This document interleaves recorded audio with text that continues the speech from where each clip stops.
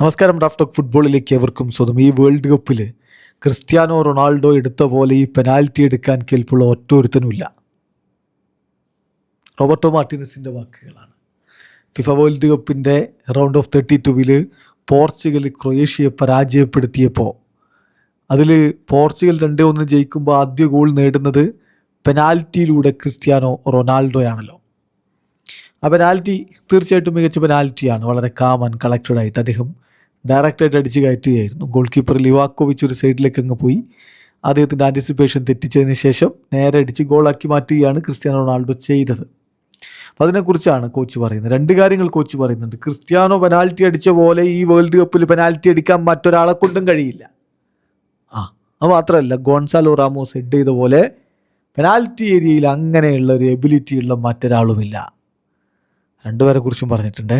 വാക്കുകൾ നോക്കാം. There is no other player at the world cup who can take a penalty the way Cristiano did today and there is no other striker who has the strength and ability to enter the penalty area like Gonzalo Ramos.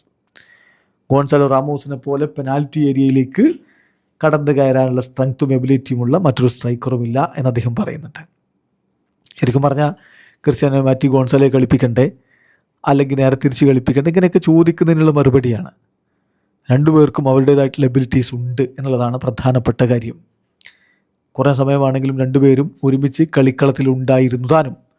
സ്വാഭാവികമായിട്ടും അദ്ദേഹത്തോട് അടുത്ത ചോദ്യം, is Gonzalo Ramos starting to establish himself in the starting lineup? നിങ്ങളുടെ ടീമിൻ്റെ starting ലൈനപ്പിൽ Gonzalo Ramos സ്വയം പ്രതിഷ്ഠ നേടുകയാണോ? Starting ലൈനപ്പിലേക്ക് അദ്ദേഹത്തെ ഉൾപ്പെടുത്താനുള്ള സമയമായില്ലേ എന്നാ ചോദ്യം. മറുപടി അതാണ് ഞങ്ങൾക്ക് വേണ്ടത്. നന്നായിട്ട് അവൻ കളിക്കുന്നുണ്ട്. ജാവോ ഫെലിക്സും നല്ല രൂപത്തിൽ കളിച്ചുകൊണ്ടിരിക്കുന്നുണ്ട്. അപ്പോൾ we have players who must always be ready and that is the real strength of Portugal എന്ന് പറഞ്ഞുകൊണ്ട് അദ്ദേഹം അങ്ങ് ഒഴിവാകുകയാണ് ചെയ്യുന്നത്. സോ ഇങ്ങനെയുള്ള താരങ്ങളെയാണ് ഞങ്ങൾക്ക് വേണ്ടത്. പോർച്ചുഗലിൻ്റെ സ്ട്രെങ്ത് അതാണ് എന്നുകൂടി അദ്ദേഹം പറയുകയും ചെയ്യുന്നുണ്ട്. ഏതായാലും ക്രിസ്ത്യാനോ റൊണാൾഡോയുടെയും ഗോൺസാലോ റാമോസിൻ്റെയും ഗോളുകളിലൂടെയാണ് പോർച്ചുഗൽ വിജയതീരമണഞ്ഞത്. ഇനി കൂടുതൽ മികച്ച പ്രകടനങ്ങൾ വരും. മത്സരത്തിൽ പുറത്തെടുത്ത് പറ്റൂ. കാരണം അടുത്ത കളി സ്പെയിനെതിരെയാണ്. നേഷൻസ് ലീഗിൽ ഏറ്റവും ഒടുവിൽ അവർ ഏറ്റുമുട്ടിയപ്പോൾ കളി പെനാൽറ്റി ഷൂട്ടൗട്ടിലേക്ക് പോവുകയും പോർച്ചുഗൽ ജയിച്ചേറുകയും ചെയ്തിരുന്നല്ലോ. വീഡിയോ അവസാനിക്കുന്ന ഫുട്ബോൾ ലോകത്തെ കൂടുതൽ വിശേഷങ്ങളുമായി റാഫ് ടോക്സിൽ എത്താം.